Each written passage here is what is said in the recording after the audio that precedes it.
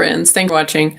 I just wanted to share about I was riding my bike, and so it's this thing that I'm noticing about drivers is they'll park blocking the sidewalk, blocking the driveway, and they're checking their phone, they're daydreaming. There's they can go. There's a free road, but folks just don't realize that other people are actually trying to use the sidewalk or yeah, just using the sidewalk. And anyways, so I was on the road at one point. And I don't know if it's the summertime, there's a lot of bad air quality. I know it's been affecting me. But anyway, so whenever I'm at an intersection, if I don't see somebody turning, so somebody's coming towards me, so I guess I'll say you're me, and so if a car's coming towards me, I'm looking to see, are you going to turn towards me? Are you making a turn this way? And a lot of times people will turn on their blinkers and then turn. I mean, that just somehow a bicyclist is just supposed to get out of the way, or they're expecting me to just evaporate or something like that.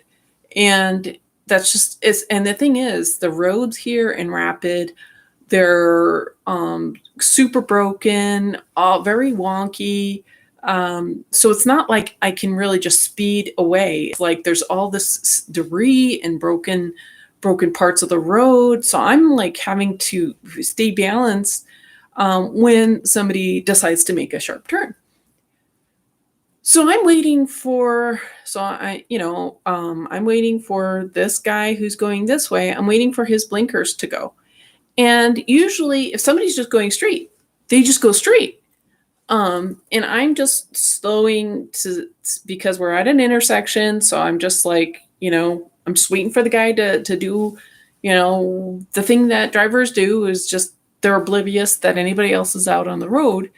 And so I'm watching this guy, and then he's just going slow, and just watching me, and so anyways, I guess drivers don't realize that bicyclists have a lot of pressure.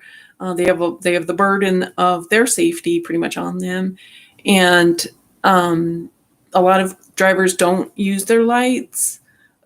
So bicyclists really have to stop. And I know there's some irresponsible bicyclists in the world. I know there's some who seem to have a death wish. But honestly, I think I've seen maybe 20 bicyclists the whole year I've been here in Rapid. So I'm sure there's going to be some drivers here in Rapid that will complain about that one bicyclist they saw 10 years ago. But seriously, there's not a whole lot of really horrible bicyclist traffic out here. I'm the main one I see. Maybe there's a couple other people on a bike regularly. But it's such a brutal place. There's not a big bike culture. There's not a big walking culture. There's not a big skateboarding culture. It's basically cars here in Rapid. So anyways, yeah. So I just it's just really interesting how hostile drivers are, or how brain dead they are, and I notice that people think, oh, you're on a bicycle, so you must just really enjoy, the workout and saving the environment. And you know what I do? I do like the physical activity. I do like when there is fresh air. I like the fresh air. I do like being able to see nature. Yes, I do. And I hate drivers. I hate irresponsible, conceited, self-absorbed drivers that take up the driveways, that block intersections, that make it dangerous, that don't use their signal and use their signal last minute. Drivers make it so stressful. Like when it's your light and the driver cuts in front of you, And the thing is, I'm confident these drivers think they actually have the right of way. And the thing is, a pedestrian has the right of way when you're at a crosswalk. And if I'm at a sidewalk crosswalk walking my bike, I have the right of way. And I think I still have the right of way, even if I'm on my bike. And for Pete's sake, you have to wait 1-2 seconds to just let a bicyclist go in front of you. Like what is up with drivers, you know? And I know they're out of their mind. They've got nanobots that have hijacked their brain so they don't have humanity, you know? And it's interesting because people are virtue signaling about how nice they are. People, oh, you saved that animal, you know, you've done this nice thing. And, you know, or even somebody's a Christian, you know, and it's like, if you can't allow a fellow biped, somebody to walk across the street, if you have no patience for a human being to do its basic expression, you know, there's no hope for this world. And God come, you know, Jesus return quickly, and everybody deserves what they get.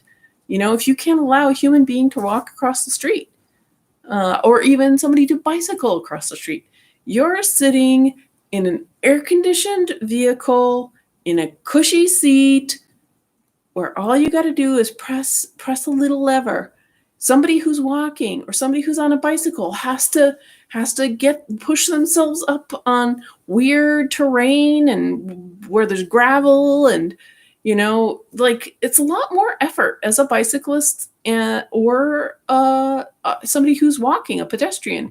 You know, it's not like it's easy, you know.